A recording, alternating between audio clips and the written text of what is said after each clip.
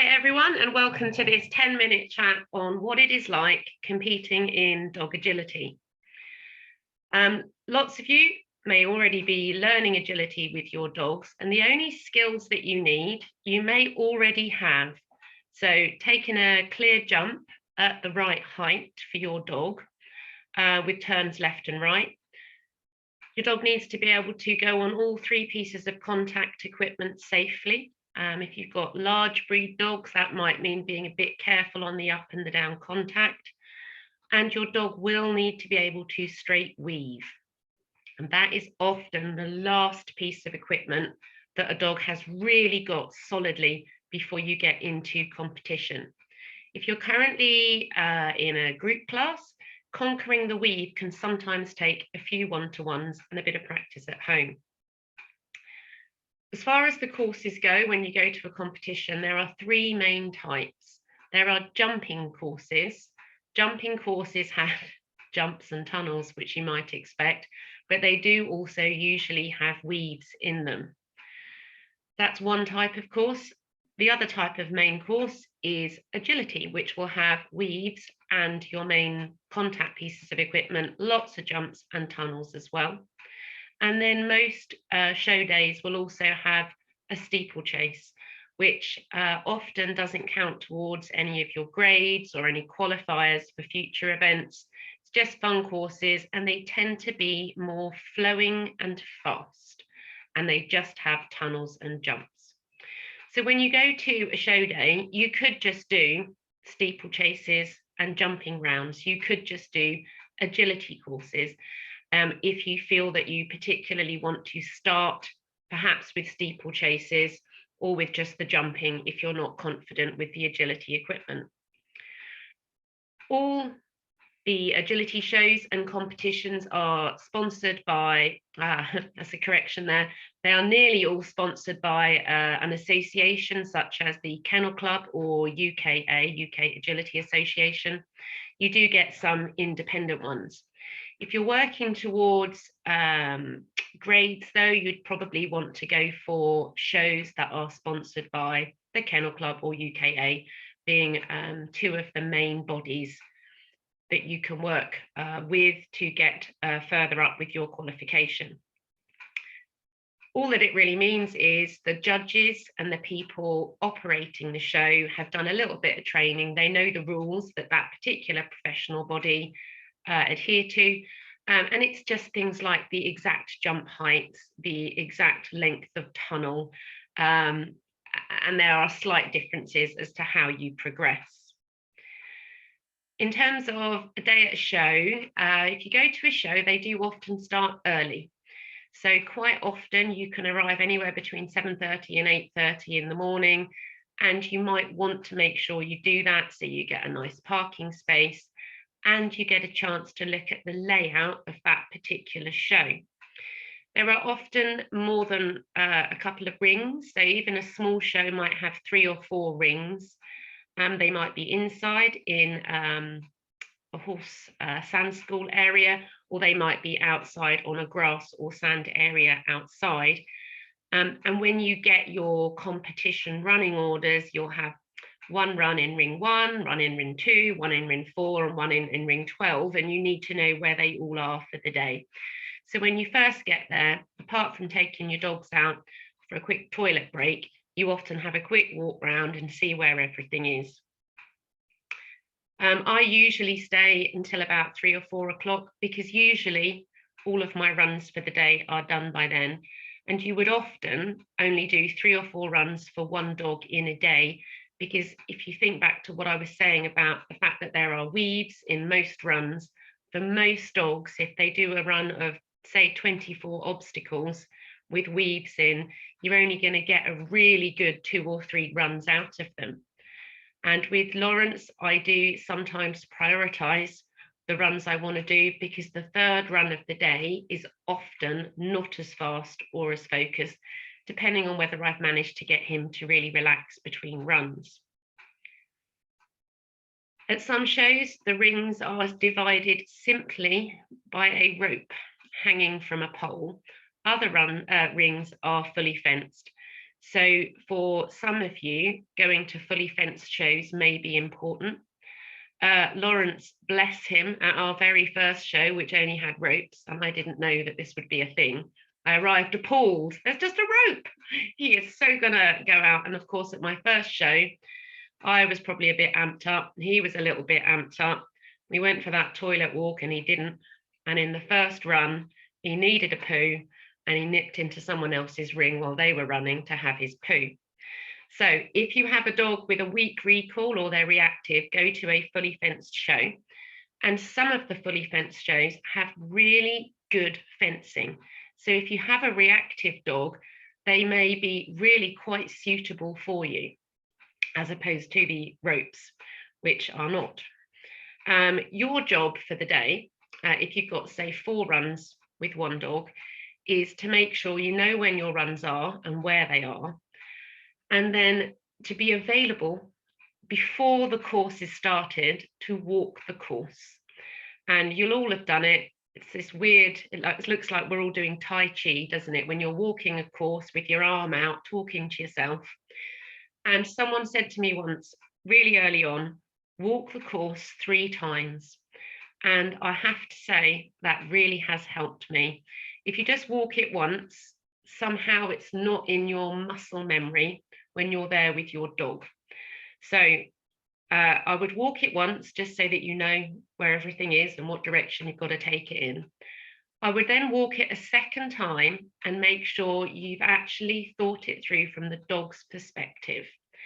And one of the things I do is I actually stand where I think I'm going to have him do my start line wait and look ahead. Okay, what is the view that the dog has got when they're sat there? You might want to go up to all the tunnel exits and stand with your feet just against the back of the tunnel looking forward, so you can see as the dog is pelting out of this tunnel, what are they looking at? Because it's what they're looking at they're going to do unless you tell them otherwise. And sometimes if you haven't done that, you don't quite see the dog's view and you can get your handling wrong. The third time I walk the course, I actually run through in my head what I'm going to say. Now, I don't know if this is just being a certain age or having a certain style of learning, but getting my mouth to say words like A-frame, dog walk and tunnel in the right order sometimes takes a little bit of running through. The difficulty with when you're running a course nice and fast is you are standing by the tunnel, your dog is in the tunnel, and your mouth needs to say the word A-frame because that's the next thing. So as I go through on the third walkthrough, I just rehearse in my mind, I'm here, this is what I need to be indicating next. So I try and make sure that as I'm in that place, my mouth is saying the word A-frame. There's a lot more chance of it happening. It's not always. When I'm tired, poor Lawrence, he looks at me and he's like, that's not what you meant, I'll do what you mean.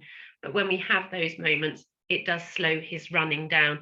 And you don't want your dog second guessing you because every so often they'll get it wrong. Most shows will have as a minimum toilets. Mostly they'll have some sort of cafe, not always. I always take myself tea and coffee facilities and I take a supply of Kongs so that the dog can relax between runs. They're usually in beautiful places and there's lovely opportunities to go and walk your dogs. There's usually a specified exercise area and it is good practice and most people would expect you to have close control of your dog. The first few shows I went to, I kept my guys on a long line so they learned it wasn't a free-for-all and you couldn't go bundling up to everyone, and now I can have them off lead pretty much at all shows, perhaps not on the first walk of the day. When you're actually running in competition, your dog cannot have a harness on. They can only have a collar and with flush tags. You can't have any dangling tags. And you as the handler cannot be running with any treats or toy. You wouldn't, but you don't hold the lead. What you tend to do is as you line your dog up on the start line, someone will say to you, can I take your lead? And that's your chance. In my case, to go, there's my lead, that's my toy, that's all my treats, my car keys. And they always say, gosh, that's a lot. And I say, yes, Unless you've got someone helping you at a show, you do have all of your bits and you put them in a bucket or in a tray, and that person takes that bucket or tray and they put it at the finish line. And over time, what Lawrence the Labrador has learned is as he comes over the finish line, usually there's a bucket or a box, and his favorite toy, which is sadly at the moment a prey dummy, because his banana toy has had a fatal zip disaster.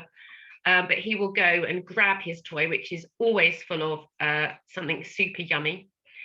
And we have a little routine where I will open that prey dummy or banana and give him a few treats from it. If he ran clear and we got a clear round, I open it and he puts his whole face in. And I think he gets great pleasure from running a course well. I think he knows when it's gone well, and that little routine has served us well. In terms of what I personally love most about days at competition, you see the same people, and I like chatting, and I love watching their dogs run. I love watching dogs getting great pleasure from what they do, and their owners as well. I love the fact that Lawrence loves it.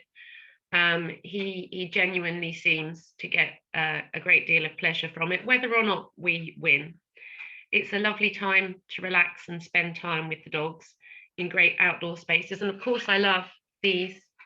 So wherever you come, if you get a clear round, you get a clear round rosette. And then quite often, there can be 50, 100, sometimes even 150 or more dogs. And the first 10% or so will get a rosette. So even if you don't win, the rosettes, they matter to me. I enjoy them very much. And again, the dogs pick up on that, and you see them tippy-tappying from foot to foot if you get a rosette. What I like the least are sometimes big shows, the cues. So Lawrence the Labrador can still be reactive. So we need a little bit of space around us when we cue. And I always have to sort of say, sorry, can we have some space, and manage that for him. And if it rains, sometimes they'll carry on a show and it's too slippy and he's a big dog, and in the tunnel he can lose his footing. So I tend to pull out of runs that might be affected like that. If you wanted to have a go at a show, one of the best things that you could do is get out there and go visit a show, and maybe just do a steeplechase or something really, really fun. Or better still, just go and hang out at a show for the day. Get your dog used to all the sights, the sounds, the smells associated with being at a show.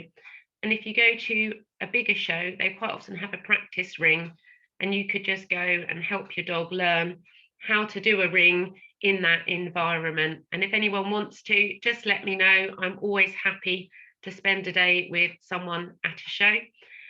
So just let me know. I hope that's useful. We're going to do another one of these in a few weeks on competing in scent work. Technical moment. If you have any questions or comments, please leave them in the comment section below, and I will answer you there.